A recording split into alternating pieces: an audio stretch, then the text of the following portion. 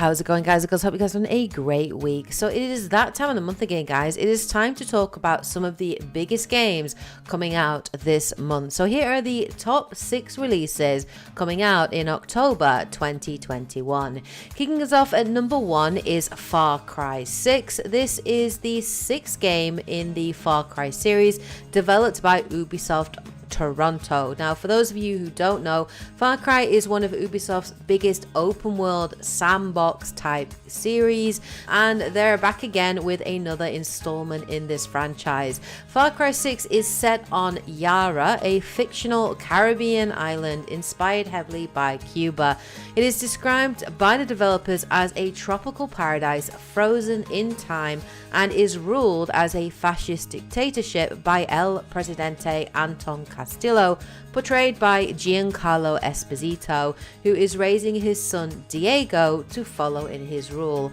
Players actually assume the role of Danny Rojas, who can be played as either male or female, a former soldier in the Yaran military. Danny becomes a guerrilla soldier and joins the resistance to topple Castillo and his regime. Ubisoft state that Yara actually offers players the largest Far Cry playground to date, with its gameplay following previous Far Cry games, with players using makeshift weapons, vehicles, and also hiring amigos in the new Fangs for Hire system to complete main and side mission objectives. And of course, Far Cry 6 offers a new sandbox style mayhem in a huge open world setting. So if you're a big fan of the Far Cry series, or you just really enjoy open world games and sandbox style games where you can just get up to a bit of mayhem and approach missions in any way that you like, then maybe Far Cry 6 may well be a game that you're interested in. For those of you who are interested, Far Cry 6 came out on the 7th of October and will be available on the PC, PlayStation 4 and PlayStation 5, Xbox One, Xbox Series X, and also Stadia. Coming in at number 2 is Metroid Dread. This game is set after the events of Metroid Fusion, which is actually the 4th game in the Metroid 2D series. It's been nearly 20 years since its initial release back in 2002, and fans have been chomping at the bit for a brand new Metroid game in the mainline series. Metroid Dread was actually an idea and name first created back in 2005 for the DS, but it could never get out of the early concept stages due to limited technology, which was incapable of creating the game envisaged. Along came Mercury Steam, the developers behind Dread, in 2013, who originally pitched to Nintendo to do a remake of Metroid Fusion, which was soundly rejected. They were instead given the green light to do a remake of Samus Returns on the 3DS, which came out back in 2017. It received both fan and critical acclaim and did extremely well. This success bolstered Nintendo's confidence in the developer, and they were given the go-ahead to make a brand new 2D Metroid game in the mainline series, and we now have Metroid Dread. In Metroid Dread, players control bounty hunter Samus Aran as she investigates planet ZDR. Producer Yoshio Sakamoto said Dread will conclude the main Metroid arc that focuses on the fates of Samus and the parasitic Metroid creatures. To set the scene after the events of Fusion, the Galactic Federation receives a video transmission from an unknown source indicating the ex-parasite is still alive. They dispatch a special unit of 7 ME robots to ZDR to investigate. The unit vanishes and goes rogue, and Samus is sent to investigate to find out what happened. Metroid Dread retains the side-scrolling gameplay of previous Metroid games alongside the free aim and melee counters added in Samus Returns. Samus can also move much easier. She can now slide and cling to blue surfaces, and Dread also adds some tension and stealth segments to the game, as each enemy has specific zones where they will chase down Samus. Each segment is heart-pounding, hence the name Dread, and players will have to use their movement and phantom cloak to avoid detection and flee to safe zones if spotted. Metroid Dread is probably one of my most anticipated games of this year. I have actually been playing this over the last several days and I'm really enjoying it. For those of you who do want to know, Metroid Dread came out on the 8th of October and it is available exclusively on the Nintendo Switch. Coming in at number 3 is Back 4 Blood. This is an upcoming multiplayer first-person shooter game by Turtle Rock Studios that acts as a spiritual successor to Left 4 Dead. The game takes place after a worldwide outbreak caused by a newly discovered parasite, which is heavily implied to be of alien origin. Most of humanity has been infected and turned into ridden.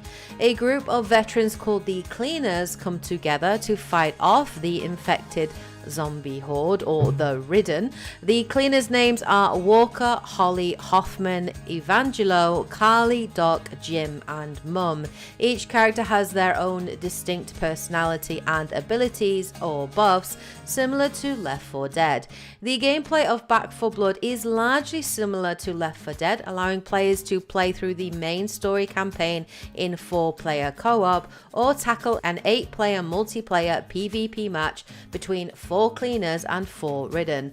Players need to communicate and coordinate in order to survive, and will be taking on different infected with unique abilities and traits due to their mutations. Back 4 Blood does introduce some new features though, including a new card system. At the start of each level, players need to build their deck with cards that adjust various elements of gameplay, such as modifying the player's health, damage, or stamina. An AI director will also play corruption cards against the player to hinder their progress by adding elements like fog. I actually got hands-on with the Back 4 Blood beta and really enjoyed it, and I'm a massive fan of Left 4 Dead. This is a game I will absolutely be covering this month, and I am actually planning to do a full live stream, 4-player multiplayer live stream of the main campaign for those of you that are interested. But for those who do want to know, Back 4 Blood is actually coming out on the 12th of October and it will be available on the PC, PlayStation 4, PlayStation 5, Xbox One and Xbox Series X. Coming in at number 4 is Solar Ash. This is an adventure platforming game developed by Heart Machine, the creators of Hyper Light Drifter, which came out back in 2016. This is only the developer's second game. Players control the main character Ray, a void runner within a black hole. Players navigate through a bright neon-colored 3-dimensional landscape, avoiding obstacles and attacking enemies with a sword as Ray tries to save her planet.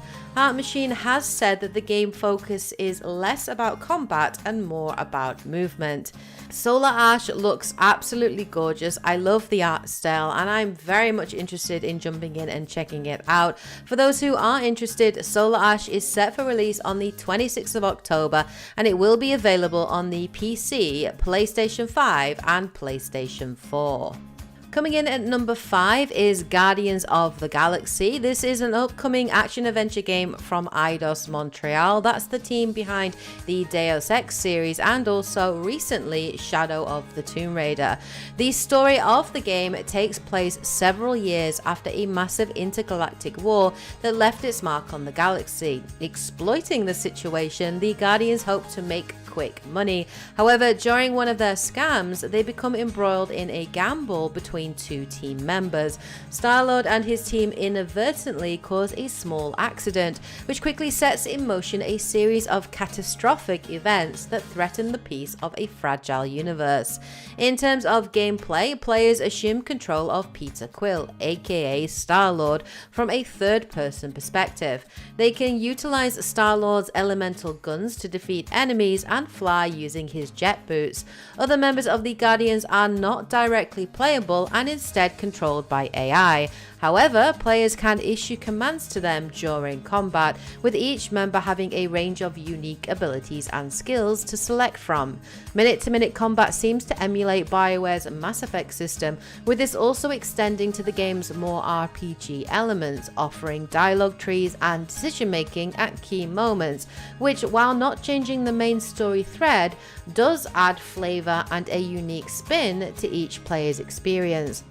Having seen some actual gameplay of this, I am even more interested in Guardians of the Galaxy. I love the style of it. I am really looking forward to the humor and the story. The music's going to be incredible, and I am interested to get hands-on with the combat to actually see how it plays out. And as you all know, I'm a massive Mass Effect fan, so I'm absolutely okay with them emulating that combat system. For those who are interested, Guardians of the Galaxy is set for release on the 26th of October, and it will be available on PC, Nintendo Switch, PlayStation 4, PlayStation 5, Xbox One, and Xbox Series X. And finally, coming in at number 6 is Riders Republic. This is an upcoming multiplayer sports game developed by Ubisoft Annecy. The game is set in an open world which meshes together 7 distinct American national parks, offering massive games where up to 50 players can compete against each other in races. Although if you are thinking about buying the game on PlayStation 4 or Xbox One, these versions of the game will only support 20 players at any given time. There are 5 main activities to choose from in the game, including mountain biking, skiing, snowboarding, wingsuit flying, and rocket wingsuit flying. Apart from the spectacle of 50-player races, players can also play in a 6v6 competitive mode called Tricks Battle Arena. The most exciting mode available for me though is the Riders Ridge Invitational, where the rules are thrown out the window and players can compete across a range of sports. Riders Republic looks fun if you like your sports games, if you're looking for something where you can compete online and you just want to have a go at something really crazy, then I think Riders Republic may well be for you. The game is set for release on the 28th of October, and it is coming out on the PC, PlayStation 4, PlayStation 5, Xbox One, Xbox Series X, and Stadia. So there you have it, guys. Those are just some of the big releases coming out in October 2021. Let me know what you guys think in the comment section below. Are you looking forward to any of these games? Are you playing any of these games at the moment? And what are your thoughts on them?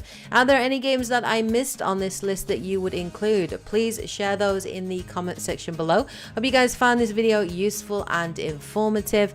I'll be back again with another top 6 game releases in November, so please look forward to that. Anyway, hope you guys having a great week. Take care, and as always, happy gaming. Bye, guys.